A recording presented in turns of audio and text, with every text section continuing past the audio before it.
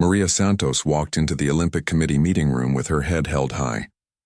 She carried a small wooden box that contained her most precious possessions, 3 Olympic gold medals from swimming competitions. The room was filled with serious-looking officials in dark suits, all staring at her with suspicious eyes. The meeting had been called because someone had reported that Maria's medals might be fake. Anonymous letters had been sent to the committee, claiming that a poor girl from a small village could never have won such prestigious awards. The accusations hurt Maria deeply, but she knew the truth would come out. As Maria sat down at the large table, she could feel the tension in the air.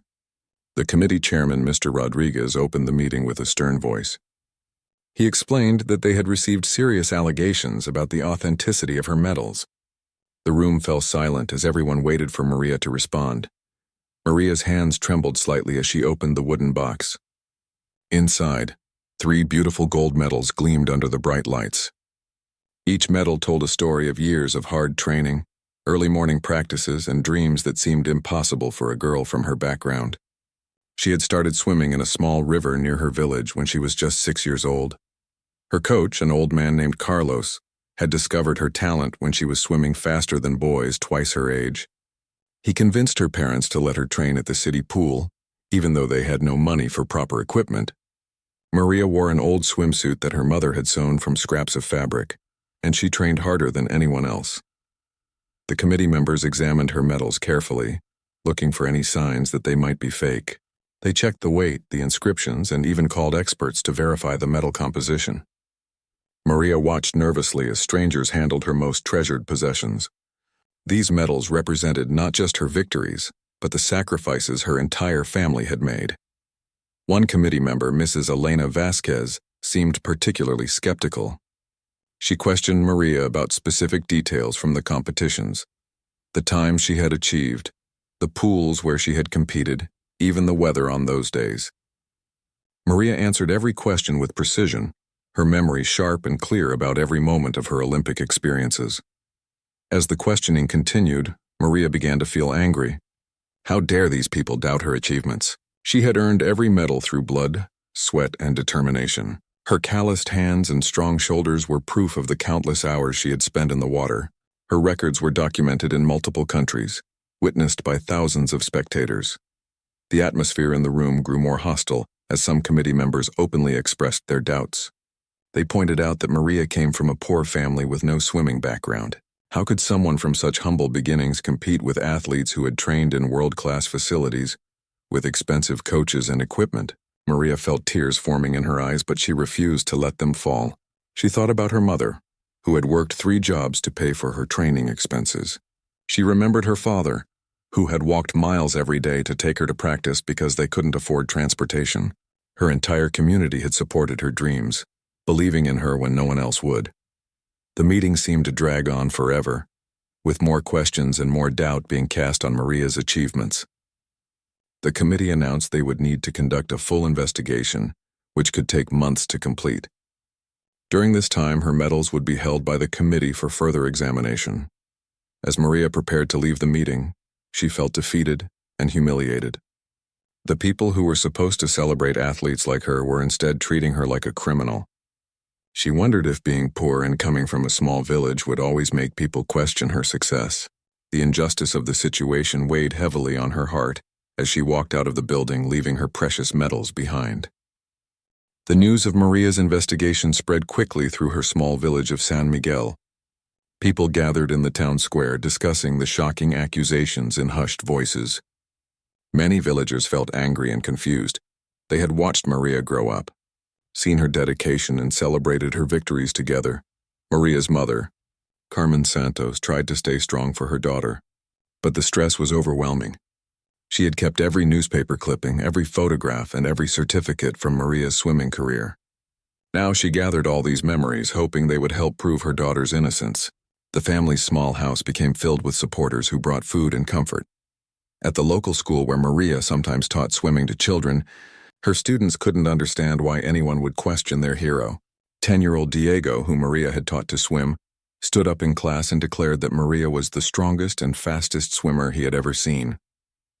The children decided to write letters to the Olympic Committee, defending their teacher with innocent but powerful words. Meanwhile, Maria struggled with depression and doubt. She stopped eating properly and couldn't sleep at night. The woman who had once been confident and proud now questioned whether she deserved her success. She spent hours staring at the empty wooden box where her medals used to rest, feeling like a part of her identity had been stolen. Her old coach, Carlos, now in his 70s, became Maria's strongest supporter during this difficult time. He visited her every day, reminding her of all the obstacles they had overcome together. Carlos still had detailed training logs from Maria's early years, showing her progress from a young girl who could barely swim a full length to an Olympic champion. The investigation began to affect Maria's daily life in unexpected ways. Some people in nearby towns started recognizing her from news reports, pointing and whispering when she walked by. A few store owners treated her coldly as if she were a fraud. The weight of public scrutiny became almost unbearable for someone who had always been private and humble. Local journalists arrived in San Miguel, wanting to interview Maria and her family. Most were sympathetic, but some asked harsh questions that made Maria feel like she was on trial. One reporter questioned whether a girl from such a poor background could really afford the training needed to become an Olympic champion. These questions hurt Maria more than the original accusations. During this challenging time, Maria received unexpected support from former competitors. Athletes from other countries who had raced against her began speaking out publicly, confirming her abilities and defending her character. They described her as one of the most talented and hardworking swimmers they had ever encountered. Dr. Sarah Mitchell, a sports psychologist who had worked with Maria during the Olympics, flew in from the United States to provide testimony. She brought video footage of Maria's training sessions and psychological evaluations that clearly showed her genuine talent and mental strength. Dr. Mitchell was outraged that anyone would question Maria's achievements. The investigation process moved slowly, with committee members examining every detail of Maria's career. They interviewed her former teammates, analyzed her swimming technique through video footage, and even visited the small river where she had first learned to swim. Each piece of evidence supported Maria's claims, but the committee seemed reluctant to admit their mistake. As weeks passed, Maria's case began attracting international attention. Swimming organizations from around the world expressed concern about the way she was being treated. They argued that the Olympic spirit was about celebrating human achievement, not tearing down athletes based on their economic background. Maria's village organized peaceful protests, with hundreds of people marching to the capital city, demanding justice for their local hero. They carried banners with Maria's picture and chanted slogans supporting her innocence. The sight of so many people believing in her gave Maria strength to continue fighting for her reputation. 3 months into the investigation, Maria received devastating news. The Olympic Committee had decided to temporarily suspend her from all swimming activities and remove her records from official databases pending the completion of their inquiry. This meant she couldn't compete, coach, or even attend swimming events as an official representative. The suspension felt like a death sentence to Maria. Swimming wasn't just her career, it was her entire life, her identity, and her way of connecting with the world. She had planned to compete in the upcoming World Championships, but now those dreams were shattered. The committee's decision seemed to assume her guilt before proving her innocence. Maria's lawyer, Roberto Mendez, worked tirelessly to gather evidence supporting her case. He contacted the International Swimming Federation, obtained official records from every competition Maria had ever entered, and interviewed dozens of witnesses who could verify her performances. The amount of documentation supporting Maria's achievements was overwhelming. During this dark period, Maria discovered that the anonymous letters accusing her had come from Elena Vasquez, the same committee member who had questioned her most aggressively during the initial meeting. Elena's own daughter had been a swimmer who never achieved Olympic success, and jealousy had driven her to try destroying Maria's reputation. The revelation about Elena's involvement shocked the swimming community. It became clear that the investigation wasn't based on genuine evidence but on personal vendetta and prejudice against Maria's humble background. However, the committee refused to immediately reverse their decision, claiming they needed to complete their thorough investigation. Maria's mental health continued to deteriorate as she watched her career crumble. She began having panic attacks and couldn't bear to go near water. The sport that had once brought her joy now reminded her only of pain and humiliation. Her family worried that she might never recover from this traumatic experience. Support for Maria grew stronger as more details about the investigation became public. International swimming stars began posting messages on social media, sharing their own experiences of racing against Maria and confirming her exceptional abilities. Olympic officials from other countries criticized the committee's handling of the case. Group of sports scientists from the University of California decided to conduct their own analysis of Maria's performances. They studied her swimming technique, analyzed her times compared to other swimmers of her era, and examined the progression of her career. Their findings confirmed that her achievements were not only legitimate but truly extraordinary. The university's report showed that Maria's improvement over the years followed a natural pattern, consistent with dedicated training and natural talent. They found no statistical anomalies that would suggest performance enhancement or fraud. The scientists concluded that Maria was simply a once-in-a-generation athlete who had maximized her potential through hard work. Media coverage of Maria's case began shifting in her favor as more evidence emerged. Television documentaries explored her journey from a poor village girl to Olympic champion, highlighting the incredible obstacles she had overcome. Public opinion started turning against the committee members who had pursued this investigation so aggressively. Maria's former Olympic teammates organized a solidarity campaign, threatening to return their own medals if Maria's weren't restored. This unprecedented show of support from fellow athletes put enormous pressure on the Olympic Committee to resolve the case quickly and fairly. Despite the growing support, Maria struggled with feelings of betrayal and disillusionment. She had dedicated her entire life to a sport that was now rejecting her based on false accusations. The young woman who had once been an inspiration to millions now questioned whether her sacrifices had been worth it. Her coach Carlos never left her side during this difficult time. He reminded her daily that champions aren't just defined by their victories, but by how they respond to adversity.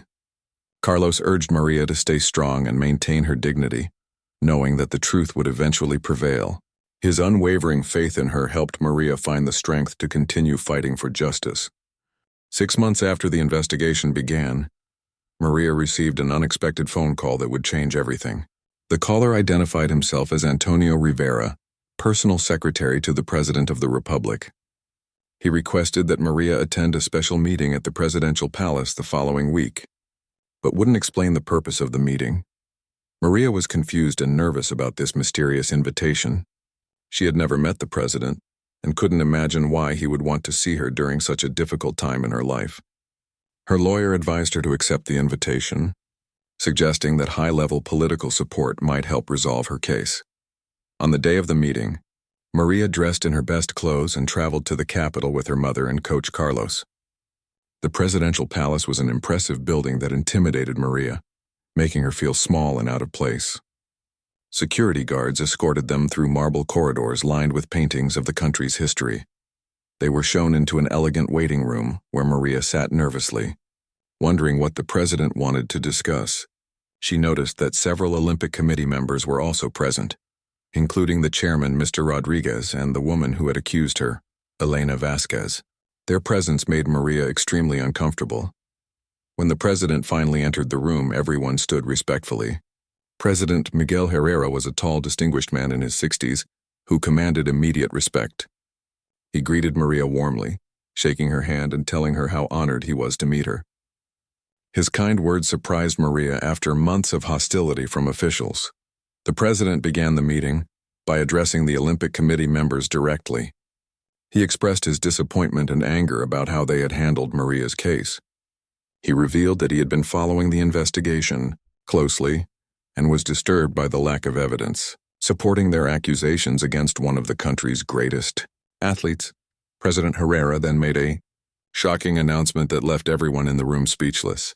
He revealed that Maria's case had reached the attention of the International Olympic Committee, who were considering sanctions against their country for the unfair treatment of an Olympic champion.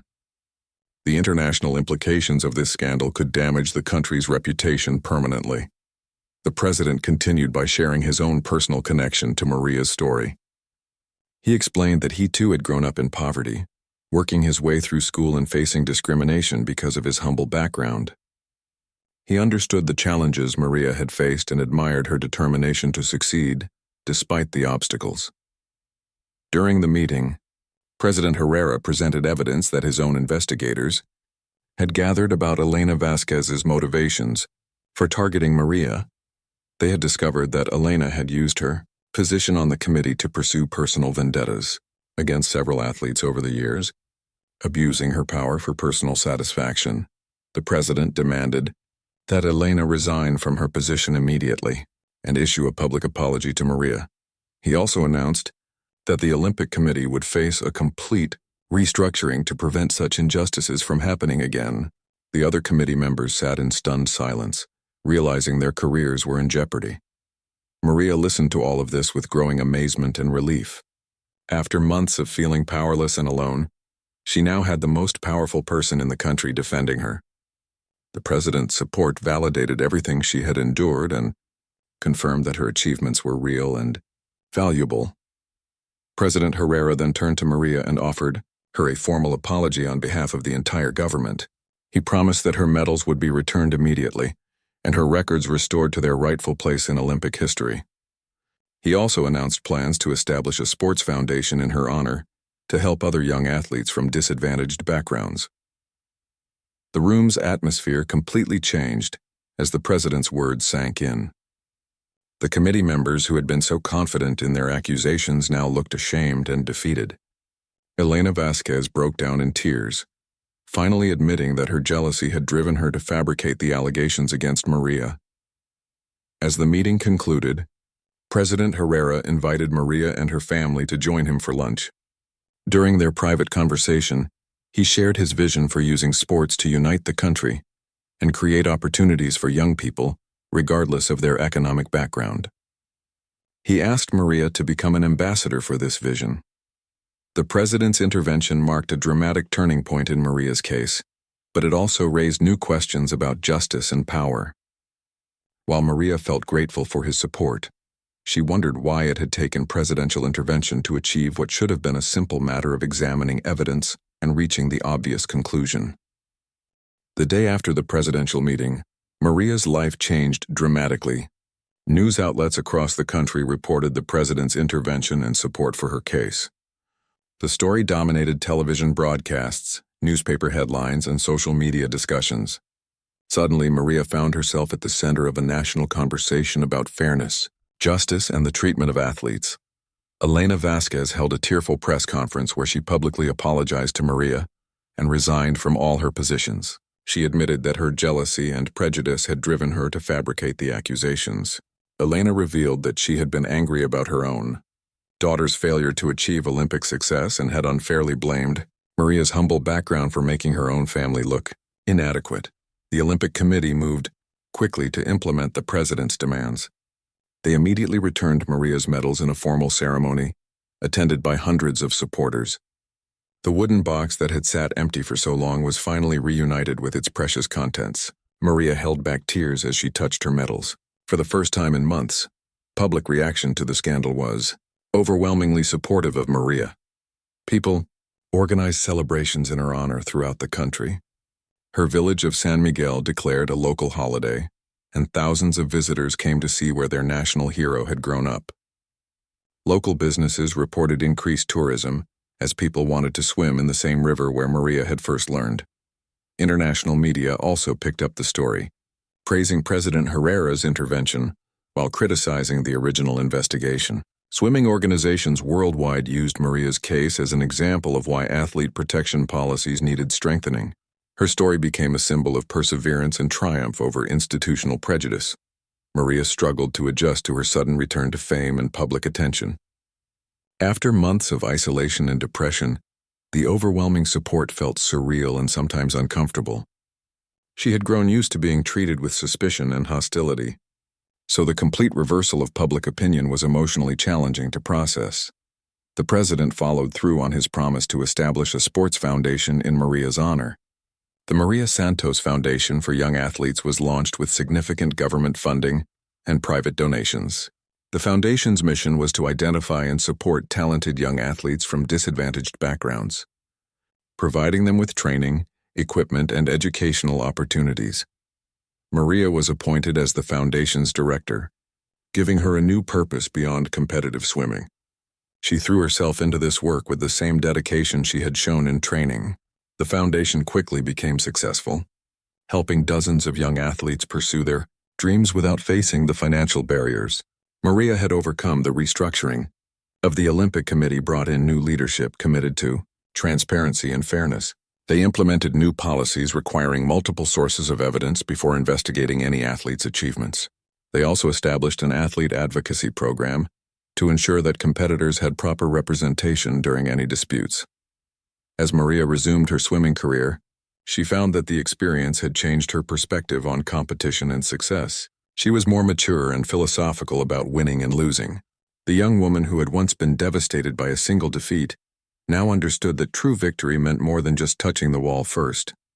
Her return to competitive swimming was triumphant.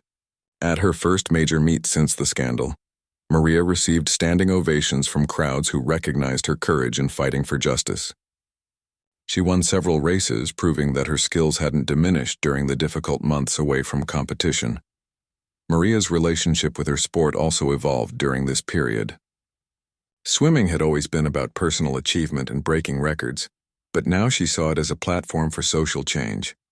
She began speaking publicly about inequality in sports and advocating for athletes from developing countries and poor backgrounds.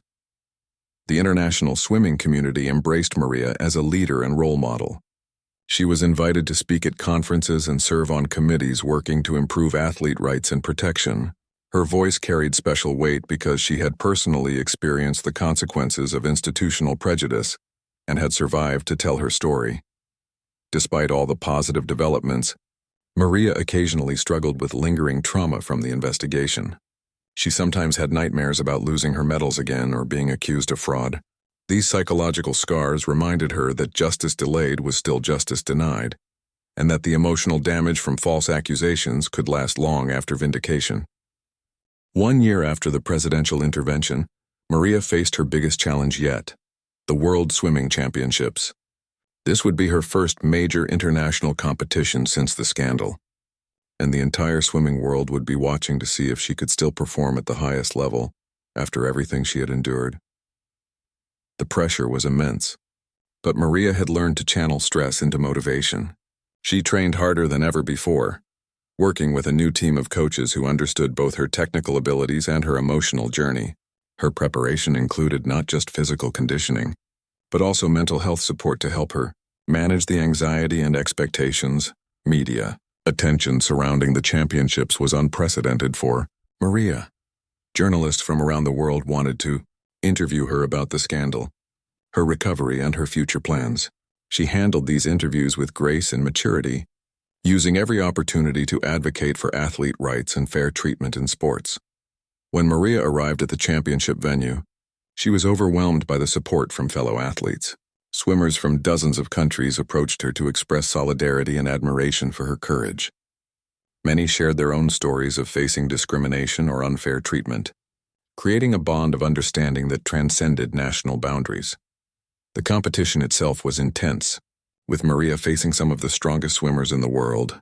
She had been away from elite competition for almost a year, while her rivals had continued training and improving. Some critics questioned whether she could still compete at the championship level after such a long and traumatic break from the sport. In her first event, Maria struggled with nerves and finished fourth, missing the podium by just a few hundredths of a second. While disappointed, she maintained perspective about the result. The fact that she was competing again at all felt like a victory after everything she had overcome. Her coach reminded her that champions are made over time, not in single races. Between events, Maria received messages of support from President Herrera and leaders from her home country. The entire nation was watching and cheering for her success. She realized that her performance meant more than personal achievement. It had become a symbol of resilience and the triumph of truth over prejudice. For her second event, Maria drew upon all her experience and training. She visualized the race perfectly, remembering the techniques her old coach Carlos had taught her years ago. As she stood behind the starting blocks, she felt calm and focused for the first time in months. The crowd's energy fueled her determination. The race was the closest and most exciting of the entire championship. Maria battled stroke for stroke with the world record holder, neither swimmer giving an inch. In the final meters, Maria found an extra gear that reminded everyone why she had been an Olympic champion. She touched the wall first, winning gold and setting a new championship record. The pool erupted in celebration as Maria's victory was announced. She broke down in tears, overwhelmed by emotion and relief. This wasn't just a swimming victory. It was validation that she belonged among the world's elite athletes, and that her achievements were genuine and earned through dedication and talent.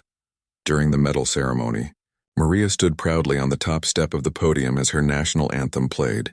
She thought about everyone who had supported her through the darkest period of her life: her family, her coach, the president, and the countless fans who had never stopped believing in her.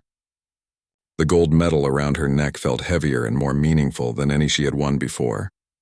In her post-race interview, Maria was asked about her emotions and future plans. She spoke about the importance of perseverance and believing in oneself, even when others doubt you.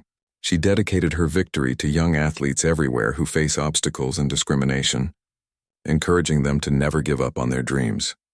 The championship victory marked a complete comeback for Maria, but it also represented something larger.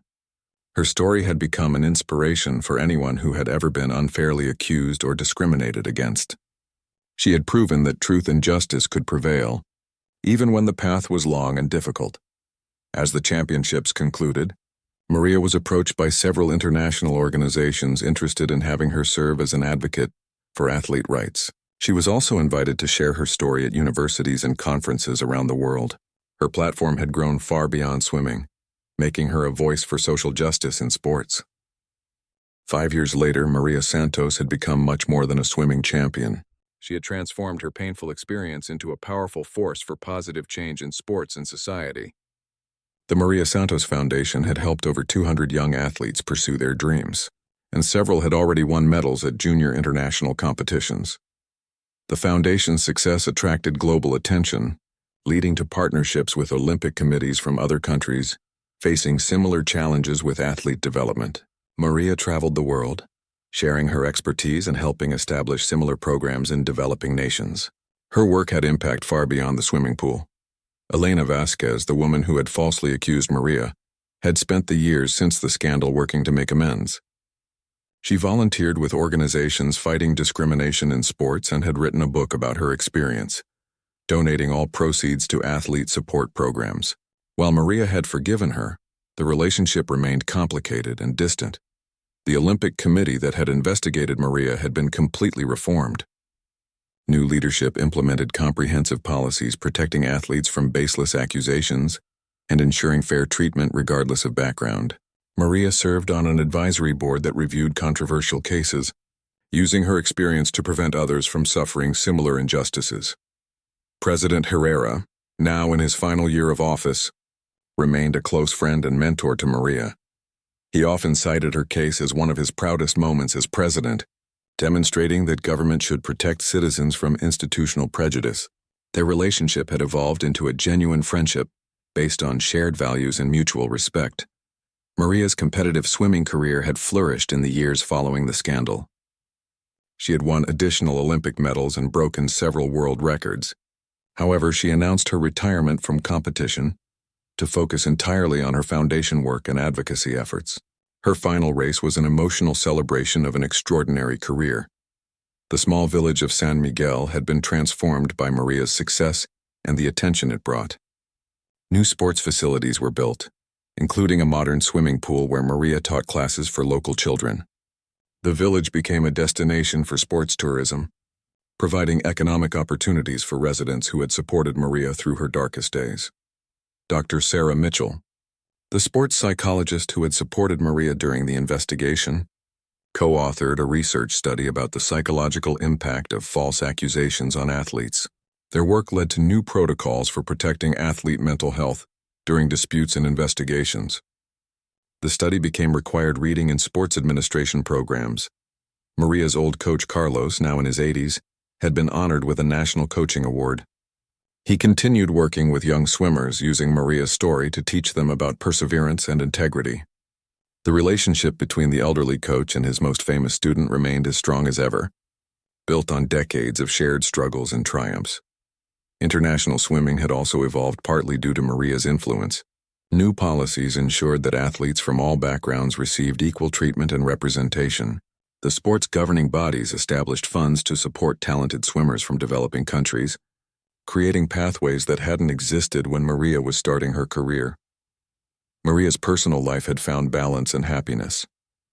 She had married a fellow advocate for social justice, and together they continued working to create opportunities for disadvantaged youth. Their wedding was attended by athletes, politicians, and ordinary people whose lives Maria had touched through her example and generosity. The wooden box that once held her contested medals now sat in Maria's home office, containing not just her Olympic gold but also numerous humanitarian awards and honors. However, the medals that meant the most to her were the handmade ones created by children in her foundation programs, recognizing her as their hero and inspiration. Looking back on her journey, Maria often reflected on how the scandal had ultimately strengthened her and expanded her purpose. While she wouldn't choose to repeat the painful experience, she recognized that it had led her to discover a calling beyond personal achievement. Her struggle for justice had become a foundation for helping others face their own challenges. The story of Maria Santos had become legend in her country and inspiration worldwide. It was taught in schools as an example of perseverance and justice. Children grew up knowing that truth could triumph over prejudice, that humble beginnings didn't limit potential, and that champions were defined not just by their victories, but by their character and courage. Maria's legacy was secure, but her work continued. Every day brought new opportunities to help young athletes, fight discrimination, and prove that sports could be a force for positive social change. The woman who had once been falsely accused of fraud had become genuinely invaluable to her sport and her society.